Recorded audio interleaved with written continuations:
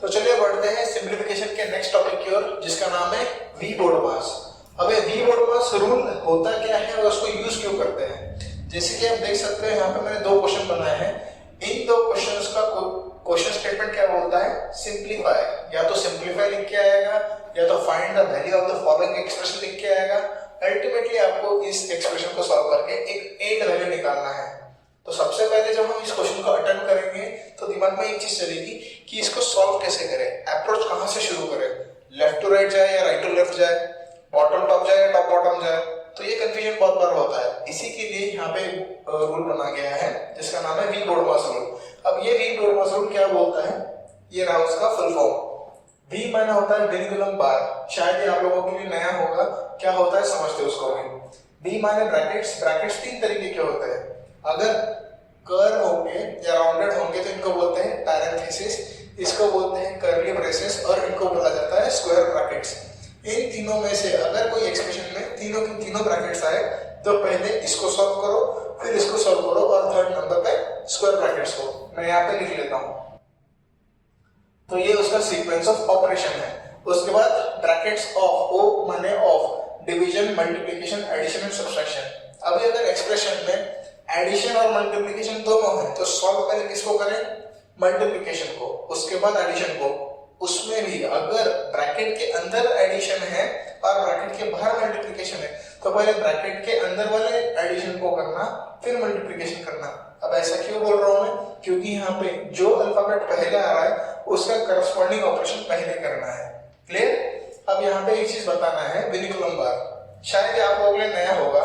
इसको क्या कहते हैं, एक एक्सप्रेशन है 8 - 9 और उसके ऊपर में एक बार है।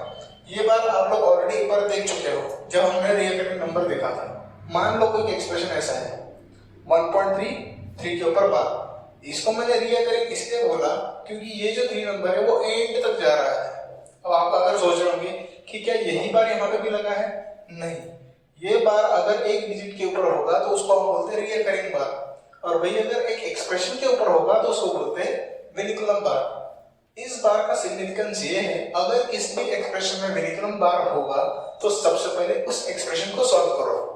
इन शॉर्ट ये बार एक ब्रैकेट का ही काम करता है। ठीक है, तो इसके बेसिस पे क्वेश्चन कैसे सॉल्व किया जा सकता है हम इस क्वेश्चन में देख के आपको समझाते हैं। चलो बढ़ते हैं क्वेश्चन नंबर 1 की ओर। जैसे बन गया कट कर देना, अभी नहीं। ये कैसा है, बोर्ड मिटाने का बिल्कुल मत आने होता है ना। हाँ, तो तेरे को ट्रिम करना आसान जाएगा या मर्ज करना,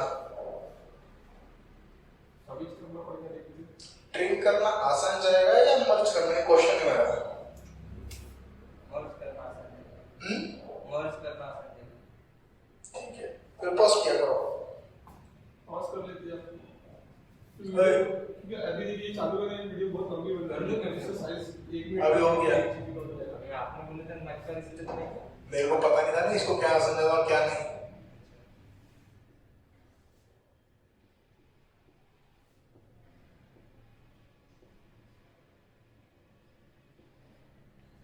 तो देखिए फ्रेंड्स, यहाँ पे हमने एक्सप्रेशन नंबर 1 को लिखा है।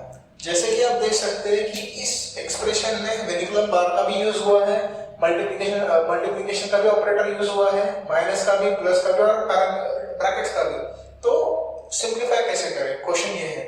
तो जैसा हमने वी बोडोमास का एक्सप्लेनेशन दिया, कुछ उसी तरीके से इसको सॉल्व करना है। तो कैसे, पहले हमको इस विनिकुलम बार का सॉल्यूशन निकालना होगा, जो कि कितना आता है 6 - 8, जो कि कितना हुआ -2। अब ये -2 आके 22 के साथ ऐड हो जाएगा। क्यों ऐड होगा, देखिए 22 माइनस ऑफ -2 तो कितना होता है, ये होता है 24। क्यों, क्योंकि minus of minus is plus. अब ये 24 जब 10 के साथ मल्टीप्लाई होगा तो कितना आएगा। अब बात आती है मैंने मल्टीप्लाई क्यों किया, अगर दो ब्रैकेट्स, एक ब्रैकेट के बाहर और ब्रैकेट के अंदर डिजिट होगा और वहां पे कोई ऑपरेटर नीचे नहीं होगा तो हम मल्टीप्लाई कर सकते हैं। तो यहाँ पे आंसर कितना आया 240, करेक्ट। अब ये 240 का वैल्यू यहाँ से लेकर कर्ली ब्रैकेट्स के बीच में था।